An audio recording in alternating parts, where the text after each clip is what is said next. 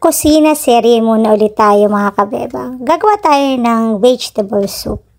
Itong soup na to, everyday meron kami nito. So as usual, ano pa ba? Ang procedure, gisa-gisa tayo ng bawang at sibuyas.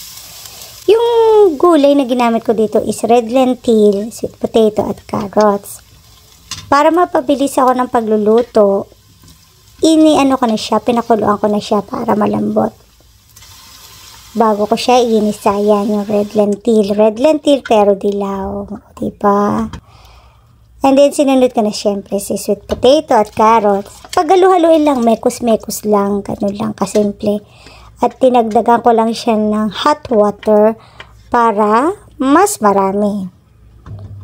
Kasi light soup lang naman talaga. Pag lumapot na, medyo heavy na ang dating nun. So, yun, nilagyan ko lang ng paminta at yang marak off ang tawag dyan. Pampalasa. Instead na asin. Yan ang ginagamit sa mga soup. Napakasimple lang. Diba? Yan, nagdagdag lang ako ng tubig. Hot water, nilagay ko na dyan. So, yung pakulin lang natin. Tikman. Yan.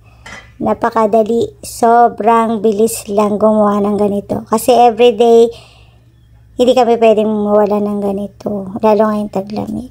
Dinner ko to. Ito yung dinner ko. Tapos isang boiled egg. Aba, kaya nyo ba yun?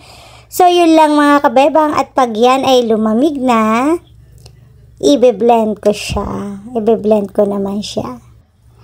Basta ano lang, tamang timpla lang, hindi yung maalat. O, diba? May soup ka na. So, ito yung resulta niya pag na-blend. Yan!